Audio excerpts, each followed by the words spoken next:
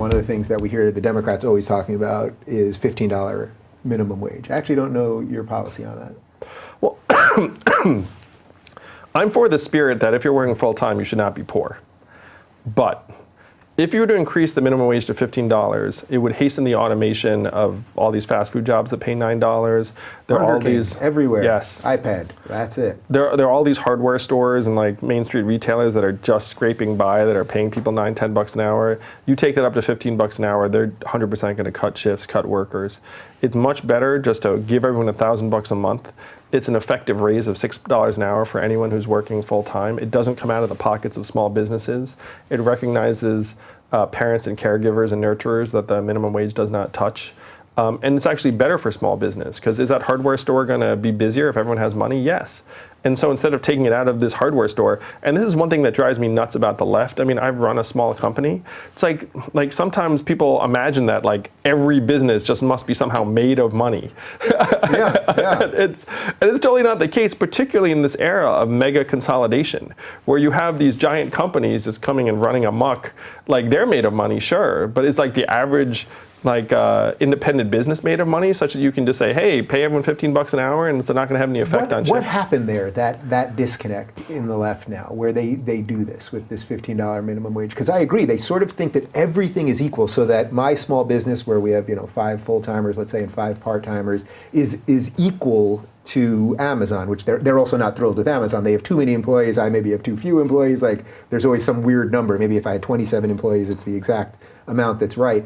But I know, even right now, we're hiring interns, but we're paying them because I don't want people to work for me for free. I want them to feel good about what they're doing. You know what I mean? And I want them to feel incentivized and all those things. But that concept that you just hit on there, how do we break through to that? Because it seems so obvious to me. You can't tell a guy that's got a little business, just forget me, just take some YouTuber who's got 1 employee and wants to bring on someone else. Now there's some kid that really wants to learn YouTube.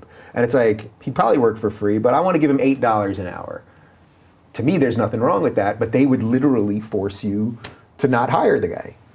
Yeah, and so that's, again, why I think this freedom dividend is so superior, because But what do you think they're thinking? I got what you're thinking now, but what do you, like, truly, this is the disconnect that I can't figure out. Like, do they actually think they're doing the right thing, or does it just sound easy, so you just say it, $15 minimum wage, of course, why not? Well, so I think many people have come of age in a time when capitalism has become so corrupt and extreme that they are deeply skeptical of businesses acting morally, which that's legitimate. It's like a lot of businesses are doing very messed up things.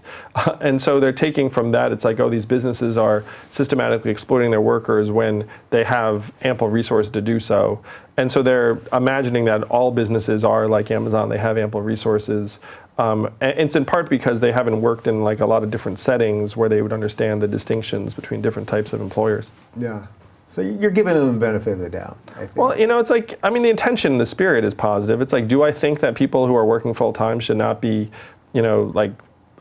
scraping to just get by? It's like, sure, right.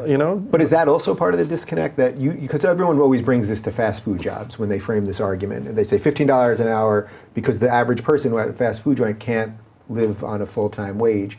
And it's like, but that actually, except if you're a manager, say at McDonald's or something like that, that shouldn't be your full-time job. There's another layer of an economic problem there, right? Yeah, there is. And McDonald's is rolling out self-serve kiosks in every location in the country by 2020 right now with the wage the way it is. So it's not like, automation is going to come even if you do keep that. Right. You could probably, even if you lowered it, actually, you could have the government come in and say, we have to pay you less, and they'd still be doing it, right? Yeah, and then the question, if you're the government, is like, what is my intention? Like, is it that, like, no, you have to preserve that MIC job? It's like, well, how about we just automate that job?